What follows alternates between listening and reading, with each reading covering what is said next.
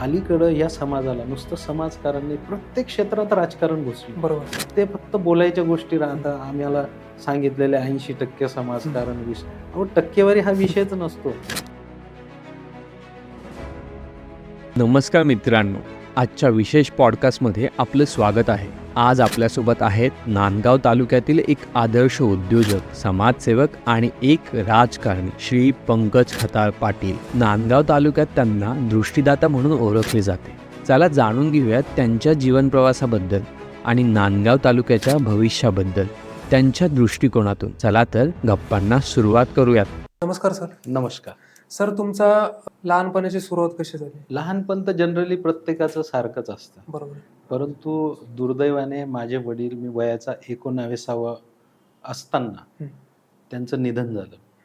आणि आम्ही 2 भाऊ आणि जबाबदारी माझ्यावर पडली. भाऊ मोठा होता, तरी पण त्याचं एज्युकेशन लिमिटेड होतं. आणि मी एक ध्येय ठेवलं होतं की आपल्याला या परिस्थितीतून, आणि गरज हे सर्व शिकवते आयुष्यात. म्हणजे जो गुरु राहतो ना, ते खरं परिस्थिती राहते. बरोबर. त्या परिस्थितीवर आपण कसं मात करतो, आपण काय काय कष्ट करतो, आपली नीतिमत्ता बदलू न देता, आणि हे सर्व साध्य होत राहत. आणि ते मी केलं. वयाच्या 19व्या वर्षी मी कॉलेजला असताना आम्ही एक हॉटेल चालू केली होती. ओके. त्यानंतर मी सिजनेबल फटाके, दिवाळीच्या पिरियडला कपड्याचं दुकान लावायचो. आणि त्यानंतर काही पैसे गोळा केले. नंतर मी एक स्टॉल लावायचो. मग मी कॉलेजपासूनच काही मित्रपरिवार भरपूर होता माझा. मग त्यांनाही रोजगार दिला पाहिजे. मग एक ऐवजी 2 स्टॉल, 3 स्टॉल, 4-4 स्टॉल फटाक्याचे लावायला लागलो. आणि मला तिथलचा व्यापारी होता, ज्याच्याकडून मी सलग 1-2 वर्ष माल घेतला. त्याने सुद्धा म्हटलं, माझं भांडवल नाही, मला उधारीत द्याल का?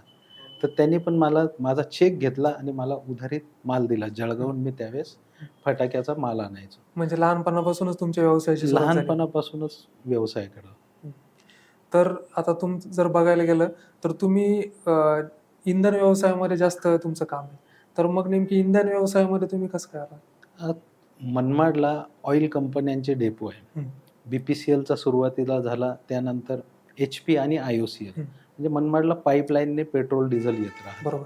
आणि त्याचं जेव्हा कन्स्ट्रक्शन चालू होतं, तर माझ्याकडे त्यावेळेस ट्रॅक्स घेतलेली होती. आणि ती ट्रॅक्स मी तेव्हा ड्रायव्हिंग करायचो.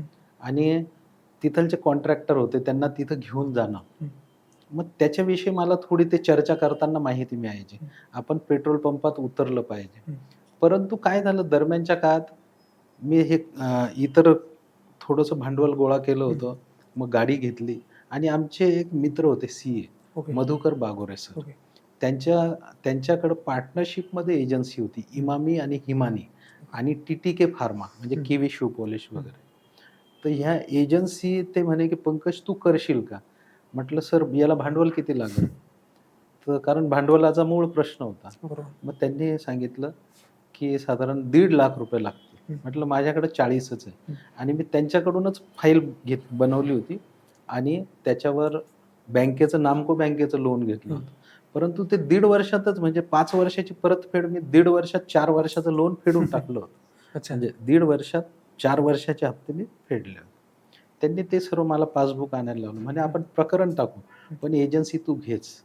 म्हणजे व्यवसायामध्ये त्यांनी मला ती खऱ्या अर्थानं एक संधी दिली. आणि त्यापासून मी 2 एजन्स्या सुरू केल्या. नंतर माझ्याकडे 22 कंपन्यांच्या वेगवेगळ्या एजन्स्या आल्या. नामांकित, अगदी गोदरेज, इमामी, अँकर, इलेक्ट्रिकपासून कॉस्मेटिक, जनरल, ऑइल वगैरे, हे फॉर्च्यून ऑइल वगैरे जे आहे आता, तर त्यावेळेपासून आता तरी टीव्हीवर म्हणजे त्या जाहिराती राहतात. पण मी तेव्हा त्याचा डीलर होतो.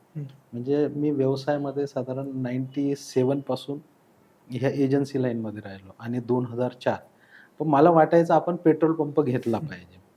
आणि त्यानंतर एजन्सीमध्ये आलेला माल सर्व आपल्याला उधार द्यावा लागतो.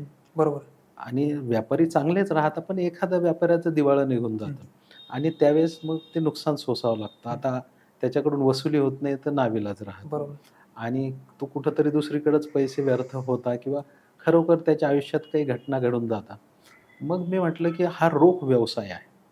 जर चांगल्या लोकेशनला पंप घेतला, तर मग त्याची आम्ही सुरुवात केली. एक पंप, पैशाला पैसे गोळा करणं, दुसरा, तिसरा असं सातत्याने वाढत गेलं. आणि जर तुमचं मॅनेजमेंट चांगलं राहिलं, तुम्ही सर्व्हिस चांगली दिली, तर नुसताच इंधन व्यवसाय नाही, तर कुठल्याही व्यवसायात तुम्ही सक्सेस होऊ शकाल. बरोबर.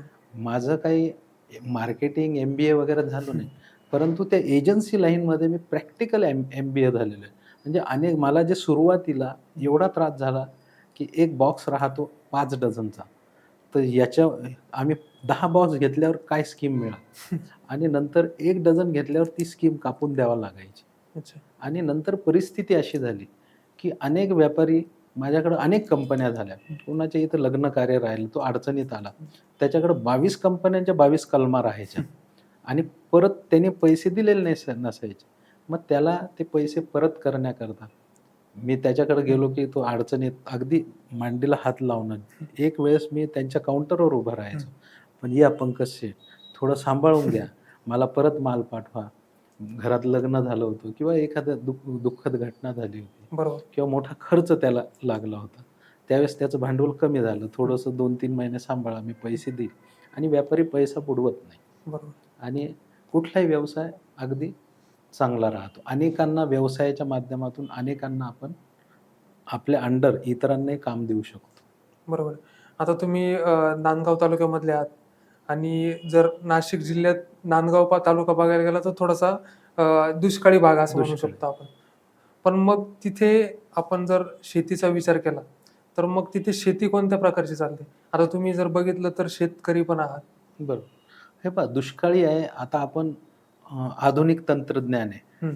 इस्रायलमध्ये पाण्याचा तुटवडा आहे. बरोबर. अनेक पटीने त्या ठिकाणी उत्पन्न घेतलं जातं. माझं सर्व शेतकरी मुलांना म्हणजे सर्वांनाच आव्हान आहे, की खूप चांगल्या पद्धतीनं आपण मोबाईलमध्ये पूर्ण जग आलेलं आहे. बरोबर. आणि सरकारी स्कीमा पण खूप आहे. हं. सरकारी योजना आहे. त्यामध्ये वेगवेगळे म्हणजे माहिती वगैरे देणारे डिपार्टमेंट आहे किंवा आपल्याला सोशल मीडियातूनही माहिती मिळते. बरोबर. आणि अनेकदा आता ह्या फार्मा प्रोड्युसर कंपन्या निघाल्या. एक शेतकऱ्यांचा ग्रुप त्या ठिकाणी एकत्र येतो. बाहेर एक्सपोर्ट करण्यापासून शेतकऱ्यांविषयी सरकारची खरोखर चांगली पॉलिसी या सरकारने राबवलेली आहे. आणि त्याचा निश्चित फायदा घेतला पाहिजे. नवीन तंत्रज्ञानाचा वापर करून आणि शेती आपण जर डेव्हलप केली, तर म्हणजे अगदी माळ रानावरही काही ठिकाणी त्यांनी चांगलं उत्पादन केलेले आहे. अशा बऱ्याचशा उदाहरणं आहे. आपण चांगलं पॉझिटिव्हली केलं तर निश्चित. कारण अलीकडं आता रोजगारच्या संध्या फार कमी राहिल्या बरोबर. आणि ज्यांनी प्रत्येक आणि व्यवसायातही प्रत्येकाला व्यवसाय रिस्कीचा आहे. जसा शेती आहे तोही व्यवसाय. परंतु शेतकऱ्याचा मुलगा हा खरोखर मी म्हणजे त्याचं अभिनंदन करेल, आपला महाराष्ट्रातला शेतकरी, की वारंवार दुष्काळाला सामोरं जातो. म्हणजे त्याचा रुपया पूर्ण लॉस होतो. रुपयाचा 10 पैशावर येतो. पण पुनश्च कुठल्या निधड्या छातीने तो उभा राहतो. बरोबर. एखादा व्यावसायिक जर एखाद्या व्यवसायात लॉस झाला, तर तो अगदी दुकानाला टाळं बरोबर. ठोकतो. परंतु शेतकरी असा आहे, खरोखर पुनश्च कुठल्या जोमाने कुठली ऊर्जा त्याला मिळते, की तो पुनश्च त्या ताकदीने तयार होतो. बरोबर. आता आपल्या आई-वडिलांनी जे आपल्याला दिलेलं आहे, तर ह्या नवीन तंत्राचा वापर करून आणि आपण हे डेव्हलप केलं पाहिजे. आणि काही मुलं खरोखर वेगवेगळे प्रयोग करणारे म्हणजे शास्त्रज्ञ नाही, जुगाडू प्रयोग करणारे मी बऱ्याचदा पाहत राहतो, की असे अफलातून कमी खर्चामध्ये यंत्रसामुग्री बनवतात शेतीला. तर खरोखर त्यांनी त्यांचं उत्पादन वाढतं आणि काही खतं बनवतात. काही आता सेंद्रिय खतं वगैरे म्हणजे फार चांगल्या पद्धतीने अनेक जण तर त्या शेतीपूरक व्यवसाय पण करतात. कोणी गोट फार्म असेल, पोल्ट्री फार्म असेल, काही सेंद्रिय गूळ वगैरे त्याचे अनेक प्रॉडक्ट बनवणं.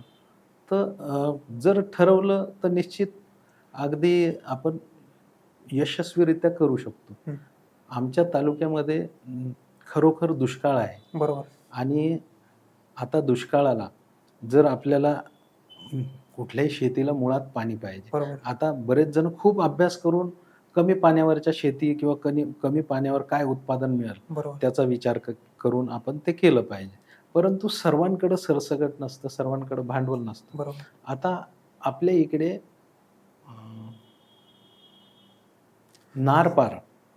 नारपार जो आहे, तर हा आपल्या इकडे केंद्र सरकारने मंजूर केला. बरोबर. जळगाव, नगर जिल्हा आणि नाशिकचा काही भाग. दुर्दैवाने तो नांदगाव तालुका त्यात आलेला नाही.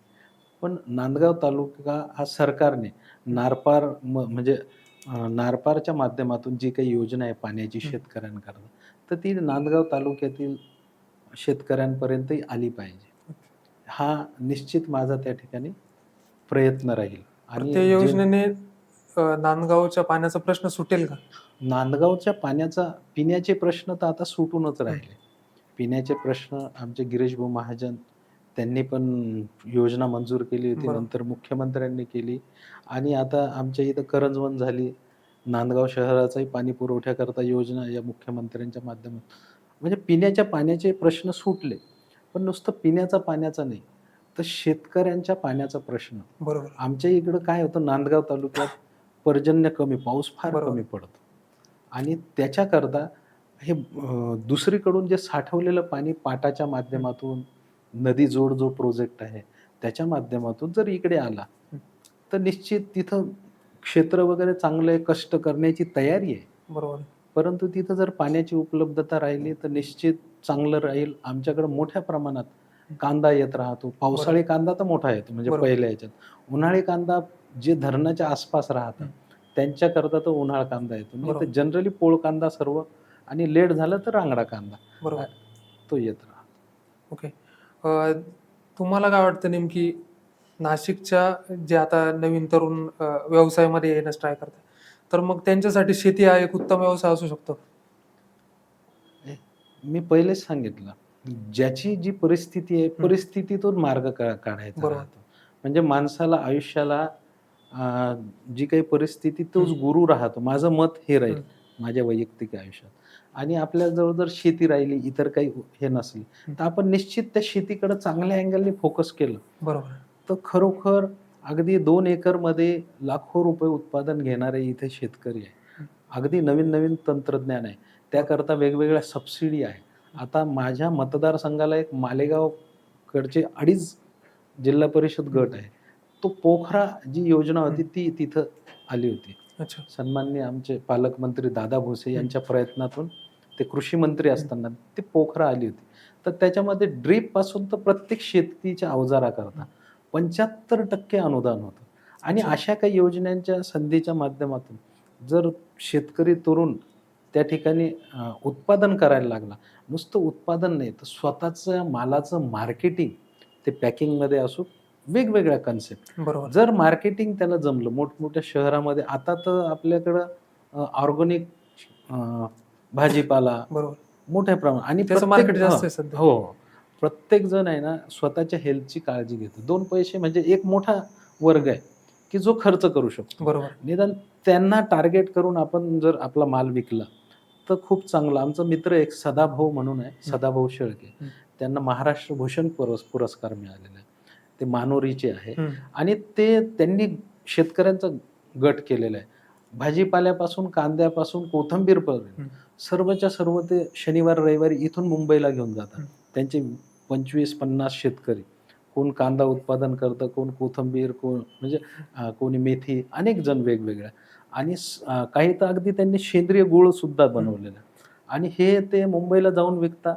आपल्या इथलचे मोठमोठे IAS अधिकारी आणि ॲक्टर सुद्धा, ॲक्टरच्या कुटुंबावाले तिथे येतात, त्यांच्याकडून तो भाजीपाला घेऊन जातात. बरोबर. हेल्थ करता आणि डबल बाजार भावाने, जास्त दराने तो मिळतो. म्हणजे चांगलं उत्पादन मिळू शकतं. तरुणांना माझं हेच आहे, नोकरीची संधीने आपण शेतीचं सोनं करू शकतो. मी स्वतःही आता काय केलं, ठीक आहे की एक कोविडच्या पिरियडमध्ये माझ्याकडे शेती बरीच आहे. म्हणजे मी त्या ठिकाणी डाळिंबाची शेती लावली. मग डाळिंबाचं जवळजवळ 5,000 झाडं होती. अच्छा. मी कोविडच्या पिरियडला पाहिलं की डाळिंबापासून आपल्याला उत्पादन कमी आहे. मग डाळिंब मी ते पूर्ण काढून टाकलं आणि काय करायला पाहिजे, तर कमी पाण्यावर चंदनाची लागवड केली आणि 6,000 चंदन लागवड केलेली. मागच्या वेळेस दुष्काळ पडला, त्यात 50% परत फटका बसला, परंतु ते 50% आहे आणि चंदनाचं 11 वर्षांनी 1 लाख रुपयाला एक झाड झालं. बरोबर. डाळिंबाचं जर तुमचं उत्पादन पाहिलं तर एक झाड सुरुवातीच्या पहिल्या वर्षात 1 कॅरेट देतं 20 किलो, दुसऱ्या वर्षात 2 कॅरेट, 50 किलोच्या वरती झाड काही डाळिंब देत. बरोबर. आणि जर त्याला जास्तीत जास्त 100 रुपये, 50 रुपयापासून भाव मिळतो तर 100 रुपये, एक बरोबर. ॲव्हरेजली 75 रुपये जरी मिळाला बरोबर. तर त्याला साधारण 3,000 रुपये एक झाडापासून मिळतात. बरोबर. 3चे 4 मिळेल किंवा 5,000 मिळेल. 5,000.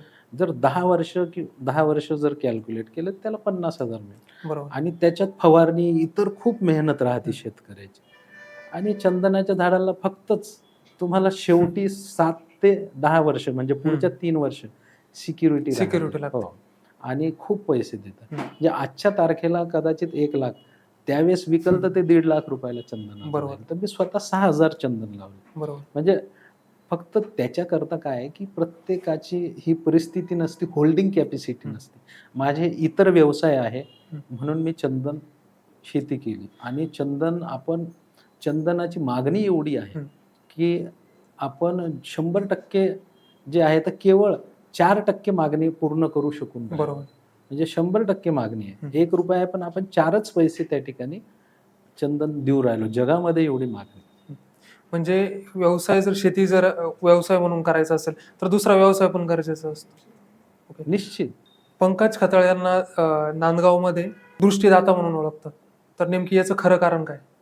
नाही, दृष्टीदाता लोकांनी कदाचित मी लोकांची वैद्यकीय सेवा करण्याकरता म्हणजे स्वतःला वाहून घेतलं. माझ्या उत्पन्नातून जवळजवळ 70% रक्कम मी सर्व याच्यावर खर्च करतो. 2018 पासून आम्ही याची सुरुवात केली. HV देसाई आय हॉस्पिटल पुण्याचं आहे. नामांकित खाजगी हॉस्पिटल आहे. ओके. आणि त्यामध्ये मनमाड येथून मी सर्वांना घेऊन जातो बसद्वारे. कारण पुण्याला जाणं म्हणजे मोठा खर्च आहे. प्रत्येकाला परवडत नाही. आणि त्यांना घेऊन जाणं आणि प्रत्येकाचे ऑपरेशन करतो. पण ऑपरेशनच्या अगोदर काय राहतं, प्रत्येक गावागावात जाऊन आम्ही शिबिर घेतो. बरोबर. की त्या ठिकाणी कॅम्प लावतो प्रत्येक गावात. 2018 पासून कोविडचा पिरियड वगळता मग त्या ठिकाणी डोळे चेकअप होता. कोणाचं डोळ्याला मास्क आलेलं राहतं, कोणाचा लासूर राहतो. आणि मोतीबिंदू हा एक ठराविक वयानंतर म्हणजे मी डॉक्टरांबरोबर राहिल्यामुळे मला आता पूर्ण माहिती झाली त्याची, की प्रत्येकाला मोतीबिंदू होतो. अगदी आपले अंबानी असेल त्यांनाही होईल आणि साधारण गरीब व्यक्ती त्यालाही मोतीबिंदू होईल. मोतीबिंदूवर विलाज नाहीये. ऑपरेशन हाच विलाज आहे. एखादी गोळी किंवा सलाईन किंवा इंजेक्शन घेतलं आणि म्हणून मोतीबिंदू बरा झाला असं काही होत नाही. त्याच्याकरता तुम्हाला ऑपरेशन करावं लागतं. ऑपरेशन करायचं तर चांगल्या कंपनीची लेन्स टाकावी लागते आणि मग नंतर ते ऑपरेशन होतं. म्हणजे साधारण कमीत कमी एखाद्या हॉस्पिटलमध्ये 15,000 घेतल्या जातात, कुठे 30ही घेतल्या जातात, कुठे 25ही. आम्ही ज्या ठिकाणी करतो ऑपरेशन HV देसाई त्या ठिकाणी 25,000 रुपये हा खाजगी त्यांचा रेट आहे. परंतु आम्ही इथून नेणं आणणं, तिथं राहणं आणि त्याचं ऑपरेशन करून पुनश्च मनमाडला आणतो. त्याला टाकण्याकरता डोळ्यात ड्रॉप देतो, काळा चष्मा देतो आणि पूर्णपणे हे मोफत करतो. मोफत म्हणजे हे HV देसाईला कोणीतरी पे करावं लागतं. मी अगोदरच सांगितलं माझ्या उत्पन्नातून परमेश्वराने मला उत्पन्न दिलं आणि म्हणजे मी जे प्रयत्न केले त्याला यश दिलं आणि त्याच्यातून ते उत्पन्न चालू झालं. आणि त्याच्यातून कुठंतरी हे करावं. मी ॲक्च्युली माळकरी आहे. माझ्या आईचे खूप म्हणजे वडील मी 19व्या वयाच्या एक्सपायर झाले. पण माणूस लहानपणापासून आईच्या सानिध्यात. बरोबर. तर मी आजपर्यंत मांस मटण काही खाल्लेलं नाही. नंतर मला आमच्या जवळच्या नातेवाईकांनी माळ आणून दिली. हे घालून घ्या म्हणे, तुम्ही खातच नाही.